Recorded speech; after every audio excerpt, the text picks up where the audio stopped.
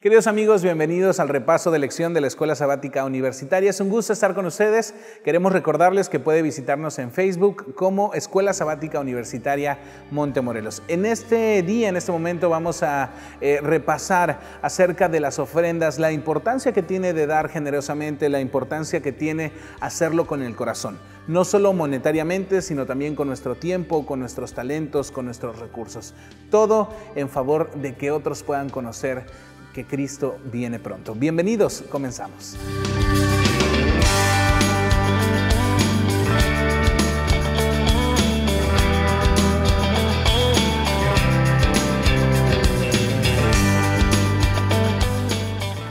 Gracias por continuar con nosotros, es un placer estar con ustedes y también con cada uno de ustedes, muchachos, bienvenidos. Me gustaría que se presentaran también con nuestra audiencia y empezamos por mi lado derecho. Gracias. Mi nombre es David Hernández, estudio teología, soy originario de Chiapas. Gracias, bienvenido. Gracias. Mi nombre es Evelyn Tamay, estudio nutrición y vengo de Quintana Roo. Gracias, bienvenida. Mi nombre es Rigoberto Ricardes, vengo de Chiapas y de igual forma estudio teología. Bienvenido, Rigoberto. Parece que tenemos población del sur. Domina el sur en esta ocasión. ¿Y qué les parece si antes de comenzar con el repaso de esta lección, inclinamos nuestro rostro? Vamos a orar, Rigoberto, por favor. Vamos a orar. Señor, en esta hora queremos que nos dirijas en este estudio. Rogamos tu bendición. En el nombre de Cristo Jesús. Amén. Amén. Amén. Bien, las ofrendas de gratitud es una lección interesante, importante en nuestra vida diaria como cristianos. Y me gustaría, por favor, Evelyn, si nos lees el versículo para memorizar, Juan capítulo 3, versículo 16. A usted que nos acompaña en sus casas, también puede buscarlo en sus Biblias. Juan capítulo 3, versículo 16.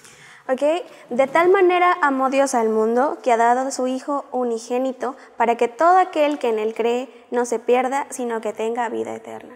Gracias, no se pierda, sino que tenga vida eterna. Quiero hacerles una pregunta específica a cada uno de ustedes. Piénselo bien y después me responden.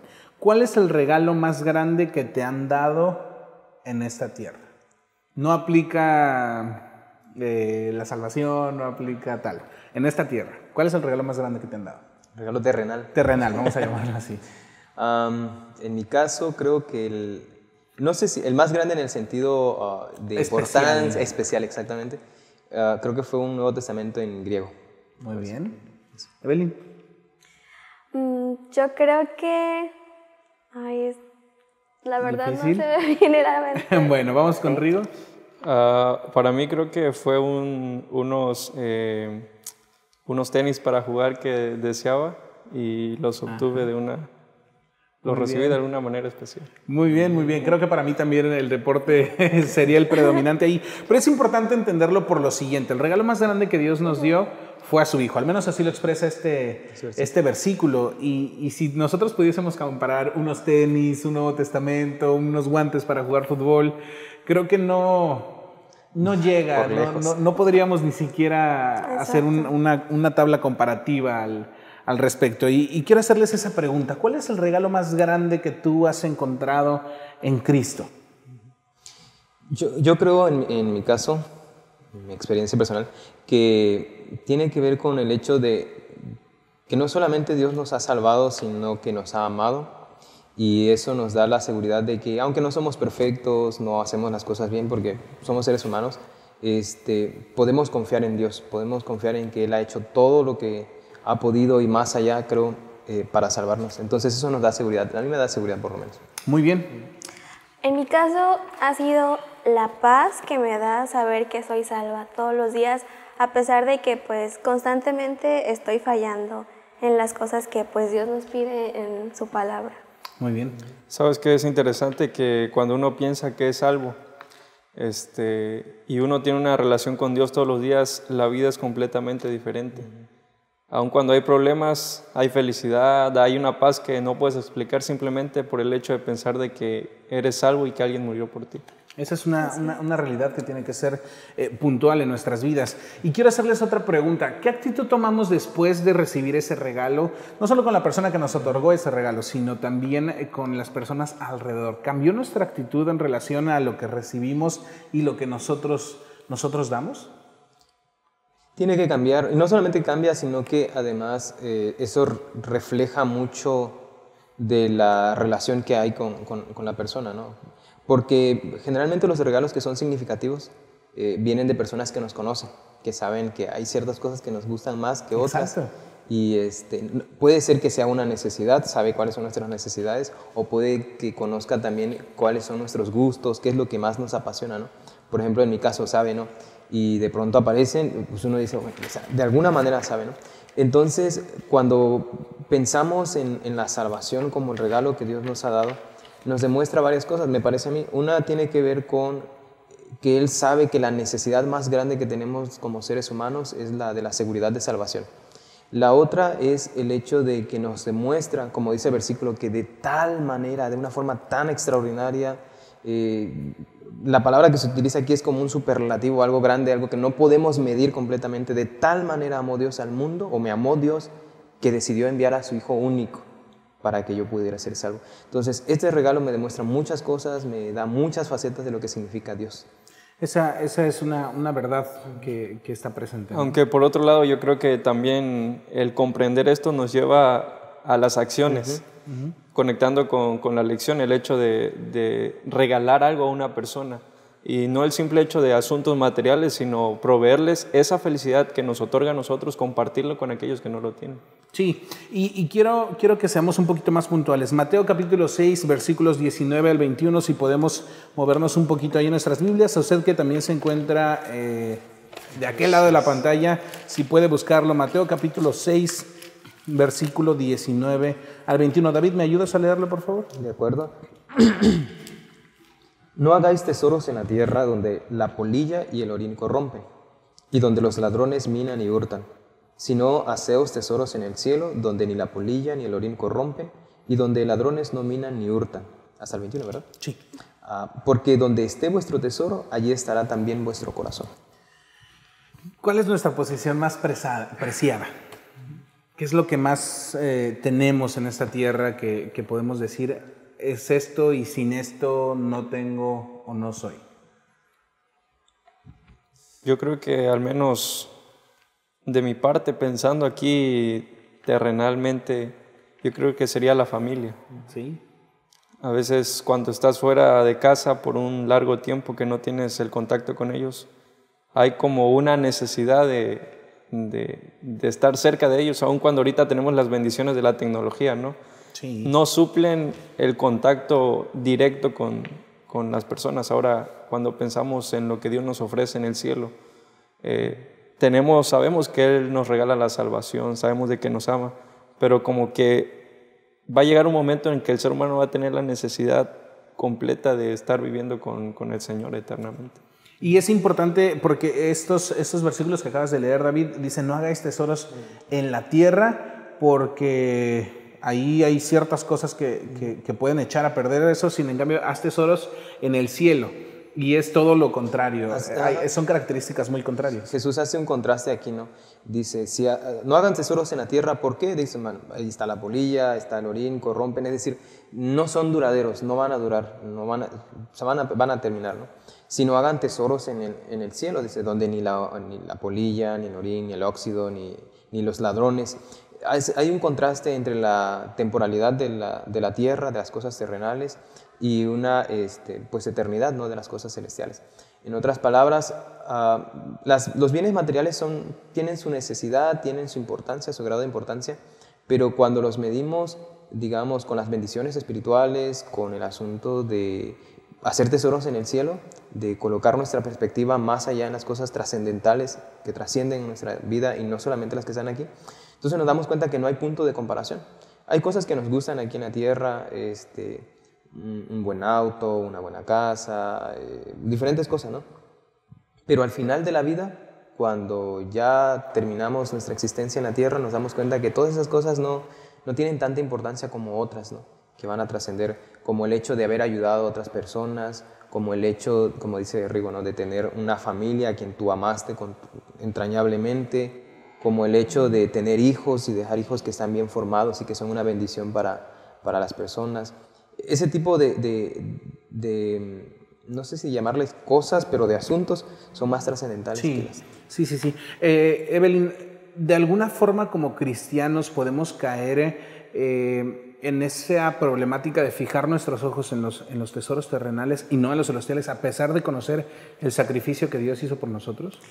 Sí, yo creo que es muy fácil, y más cuando, por ejemplo, vienes de una familia que se dedica al comercio, que ha tenido negocios de generaciones, ¿no? Entonces, tu papel es continuar eso y pues es algo que te gusta, ¿no? Entonces, es muy fácil para esas personas pues enfocarse en continuar eso y perder un poco de vista cuál es el verdadero objetivo que nosotros tenemos aquí en la tierra, que pues es compartir las buenas nuevas de salvación con las demás personas, y esos bienes que ellos tienen pues no los enfocan para eso, que realmente es importante. Entonces yo creo que sí es muy fácil caer tanto para esas personas también como para nosotros, porque pues tenemos necesidades todos los días. Tenemos necesidades de, pues, no sé, un auto para transportarnos, ir a nuestro trabajo, de, pues, no sé, también una computadora, cosas así básicas que necesitamos para, pues, sobrevivir, ¿no? Entonces, pues, siempre queremos tener algo más, ¿no? Y, pues, puede ser que nos esforcemos mucho por ese lado, por lo material, por lo económico, sí, y caer en pues olvidarnos de lo que realmente es importante. Y si somos hijos del dueño del universo, del Dios que es dueño del universo, pues Él puede suplir esas necesidades. Así. ¿Lo que recibimos es merecido, Rigo? ¿Somos merecedores de algo? Yo creo que no somos merecedores absolutamente de nada, pero también la lección hablaba de la gracia. Es decir, lo que recibimos es por amor y por la gracia de Dios, aunque no merezcamos nada. Cuando un niño se comporta mal, papá tarde o temprano le va a dar un obsequio, independientemente de su comportamiento, porque hay un vínculo con el niño, un amor, y creo que de la misma manera es con Dios. A pesar de que nos portamos mal, el Señor nos da tantas bendiciones que no merecemos. Y se me viene a la mente rápidamente la historia de Nabucodonosor, en el libro de Daniel capítulo 2, en el cual él tenía pensado construir un reino eterno aquí en la tierra. Sin embargo, Dios le presentó que lo más importante era construir en el cielo y no aquí en la tierra. Sí, esa es una realidad. Y la importancia está en lo que dice el versículo 21, ¿no? Porque donde esté vuestro tesoro, allí estará también nuestro corazón. Cuanto más nos centramos en las cosas terrenales, por llamarlo de esa forma, más difícil va a ser entonces que nos centremos en las cosas espirituales. Muy bien. Pues vamos a ir a una breve pausa. ¿Qué les parece a ustedes, amables oyentes, que podamos responder una pregunta al regresar de este corte? La pregunta es la siguiente, muchachos. ¿De qué manera puedes ser un mayordomo de la gracia que has recibido tan libremente? Vamos a una breve pausa y regresamos.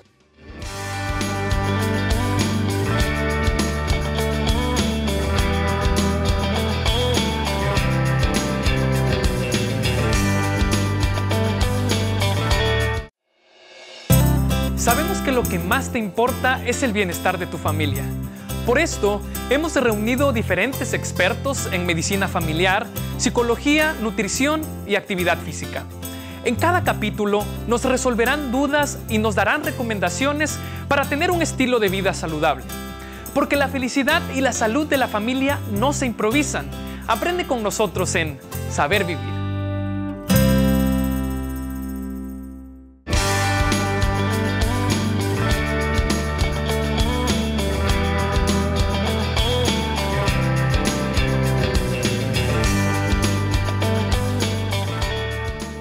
Gracias por continuar con nosotros, queridos amigos, y es momento de responder esta pregunta tan importante. ¿Cómo podemos ser mayordomos de la gracia que hemos recibido tan libremente? David, me gustaría que tú puntualmente respondieras a esta pregunta. Ok.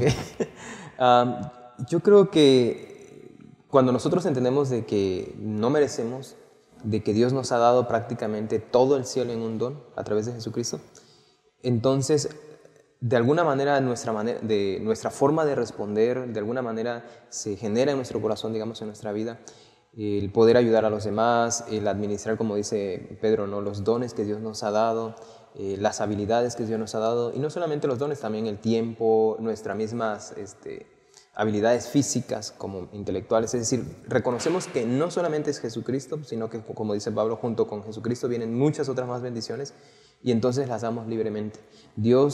Reconocemos que Dios nos ha dado para poder ser bendición para otras personas.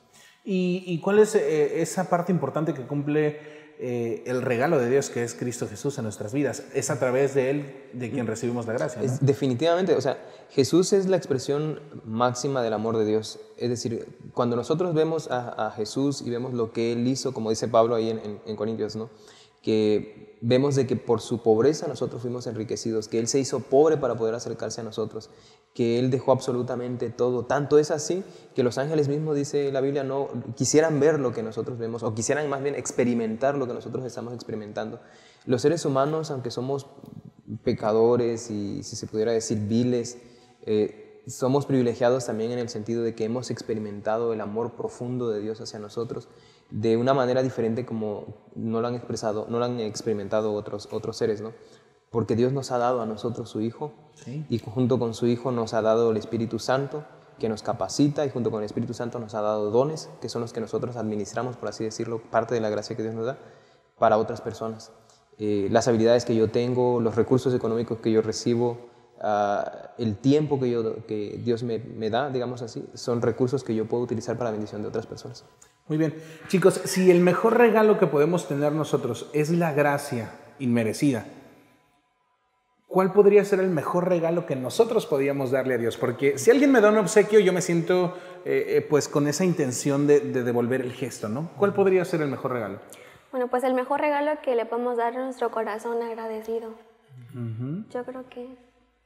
¿Ese sería? Yo creo que coincido en esa parte, aunque también comparto la idea del tiempo. Porque si es cierto, si entregamos nuestro corazón, el Señor nos regala 24 horas en un día. El asunto es de que cuántas de esas 24 horas yo le devuelvo a Dios como gratitud por lo que Él hace por mí. Porque estamos acostumbrados a recibir, y qué bonito es recibir, ¿no es cierto? El asunto es, ¿qué damos nosotros? Si Dios nos da todos los días algo, nosotros a veces ni siquiera le damos un minuto de lo que Él nos da a nosotros. Y que sería algo muy contrario, ¿no? Porque el carácter de Dios es dar. Dar.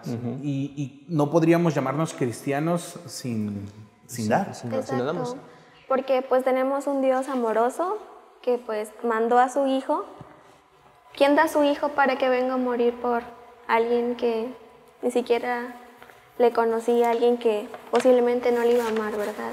Entonces yo creo que ese es nuestro mejor ejemplo, Dios, y debemos de seguir ese ejemplo, de dar sin esperar recibir nada a cambio, porque es mejor dar que recibir. Así es. Lucas capítulo 7, versículos 37 al 47, si usted puede buscarlo en casa, narra la historia de una mujer que si pudiésemos hacer un catálogo de pecados, probablemente ella estaría en la parte más alta, ¿no? Sin embargo, ella fue agradecida. ¿De qué trata esta historia, Rigo?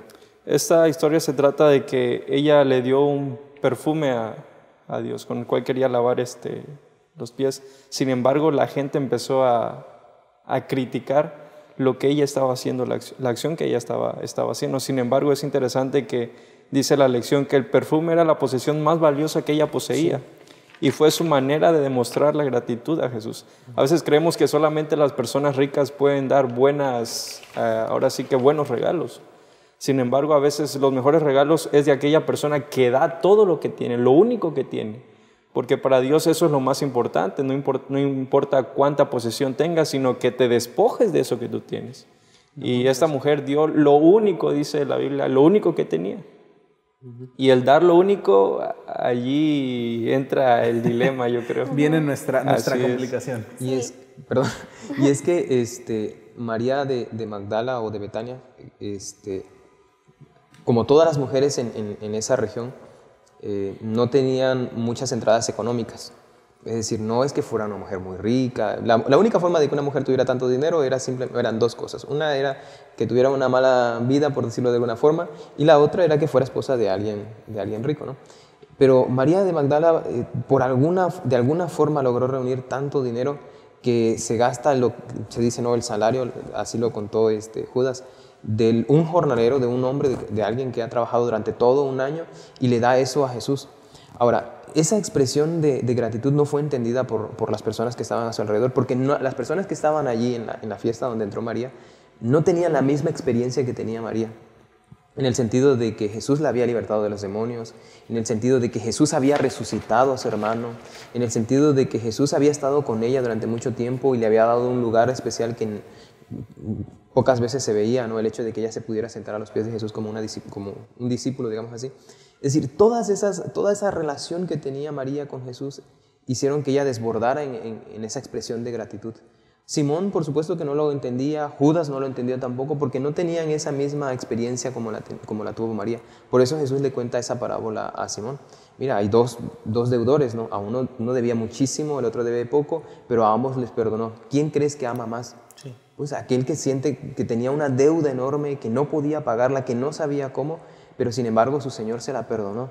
Sabe entonces de que su Señor el Señor, la persona que perdona las deudas, ama a los dos porque a los dos le perdona las deudas, pero aquel a quien se le perdona más es quien siente la gratitud. Mayor agradecimiento. ¿Y cuáles son las motivaciones que nos pueden llevar a dar lo mejor de nosotros?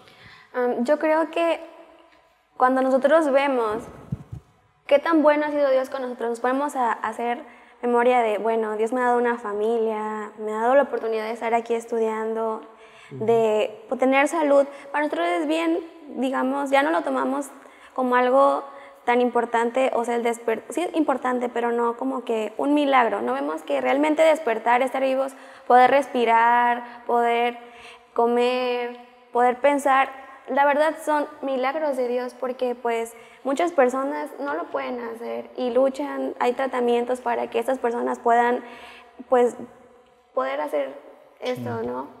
Como comer. Entonces yo creo que cuando nos ponemos a ver lo bueno que Dios ha sido con nosotros, nuestro corazón siente eso, la gratitud por Dios.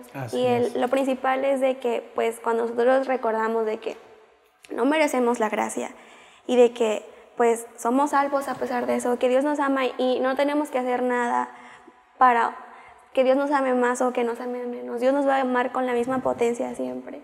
Entonces, cuando nosotros vemos eso, yo creo que nuestro corazón tiene que rebosa ser de gratitud, agradecido. Exacto. Hay una mujer, perdón que te interrumpa, una mujer en Lucas 21:3, si usted puede buscarlos en su Biblia, habla acerca de una mujer. Jesús estaba en la sinagoga y entonces venían los ricos y entonces traían esos grandes baldes con muchas monedas y las hacían sonar. Y resulta que esos hombres mandaban cambiar esas monedas, supongamos 200 pesos en monedas de 10 centavos, de 5 centavos, la más pequeña que se pudieran encontrar, de tal forma que hiciera un ruidero impresionante. Y la gente decía, wow, está ofrendando mucho. Y llega esta mujer y da las 2 monedas más pequeñas que se podían encontrar en aquel entonces, las deposita y Jesús dijo, esta pobre viuda echó más que el resto de los demás. ¿Por qué? Hay una parte... Ay, perdón. Okay, hay una parte en la lección donde me gustó que dice que los ángeles toman las ofrendas, aunque no son tan significativas, digamos, humanamente, que no es tanto monetariamente, los ángeles las toman esas ofrendas que a nosotros nos parecen deficientes y las presentan como una fragante oblación delante del trono y son aceptadas. Y creo que ese es el caso de la viuda. Ella dio todo lo que tenía y eso fue suficiente. En contraste con las otras personas que llevaban quizá lo que les sobraba. Yo creo que era lo que les sobraba. Probablemente. Y lo hacían solamente para que las demás personas vieran, pero pues vemos que Dios así no la ofrenda no funciona así con él. Yo creo que hay que entender que Dios conoce las verdaderas intenciones del corazón. Sí. Y menciona la lección que a veces en la abundancia no hay mucha fe. Porque tienes, me sobra y lo das. Exacto. Pero cuando no hay mucha abundancia, cuando hay escasez, es allí cuando entra el dilema, como estudiamos anteriormente la historia de María. Y en esa escasez, cuando tú das de eso, es ahí donde entra tu fe, decir, bueno, si lo doy, es posible que me quede sin nada. Pero confío en Dios y yo sé que Él va a proveer. Pero el punto está en dar de lo poco que se tiene. Hay una base entonces para ofrendar, perdón. Claro, o sea, las ofrendas cristianas, digamos así, tienen una gran diferencia de las ofrendas que se daban en aquellos años, ¿no? Porque la mayoría de las personas ofrendaban en los templos y a los dioses para calmar su ira, para ganarse el favor de ellos, porque si no daban ofrenda, pues no había milagro, ¿no? Pero en el caso de Dios, como se expresa en la Biblia, las ofrendas no son para mover el corazón de Dios, para a ver si ahora sí contesta, sino todo lo contrario, es una expresión de gratitud por lo que Dios ya ha hecho por nosotros. Esta mujer es lo que está expresando. La calidad de su ofrenda está medida no por la cantidad de lo que da, no por el valor de la moneda que da, sino por las motivaciones que hay dentro. Lo da también porque confía en Dios, lo da quizás, me parece a mí, porque cree que es lo mejor que ella puede dar. Es decir, es una expresión de decir, ¿qué más puedo darle al Señor? Tanto que da todo. Yo creo que como cristianos tenemos que tener esa perspectiva, ¿no? Primero, darle lo mejor a Dios. No es lo último, sino lo mejor. Lo segundo es saber que cuando nosotros ofrendamos, estamos ayudando para que otras personas más puedan escuchar, puedan tener esa misma esperanza que nosotros tenemos, la misma satisfacción de plenitud de vida, en fin. Y también saber que no estamos dando y que por eso nos vamos a quedar pobres, sino todo lo contrario, como dice Pablo, que Jesús mencionó, más bienaventurado es dar que recibir, más feliz es el que da que el que recibe. Hay una cita que me gustó mucho en la lección que dice, dar una ofrenda generosa puede y debe ser un acto espiritual muy personal. Es una obra de fe, una expresión de gratitud por lo que recibimos de Cristo. Y no hay manera mejor de aumentar nuestra fe que teniendo fe. En breves palabras, vamos a concluir la lección. Piénsenlo lo más breve que puedan. Para mí, yo creo que la conclusión que podríamos quedar es que las ofrendas son una expresión de gratitud por lo que Dios ha hecho y hará por nosotros. Muy bien. Exacto, yo creo que la ofrenda es la gratitud que yo tengo hacia Dios. Es algo que me mueve de una relación que tengo con Dios, de dar, porque yo sé que de esa forma uno de los objetivos de las ofrendas es que pues otras personas puedan conocer de Dios y pues que cuando Él venga vamos a poder ver que pues eso poquito que nosotros dimos pues sirvió para que muchas personas pudieran saber de este gran amor. Muy bien. En el dar hay más bendición que en el retener. Y abarca bendiciones terrenales y bendiciones eternas. Muy bien. Si pudiera añadir algo ¿Sí? que dice Rigo, yo creo que la ofrenda es una forma en cómo Dios también nos ayuda, porque dice la lección, vamos del egoísmo a la dadivosidad. Así es. Pues este ha sido el resumen y el repaso de esta lección. Esperamos que haya sido de bendición para sus vidas. Muchas gracias y nos vemos hasta la próxima.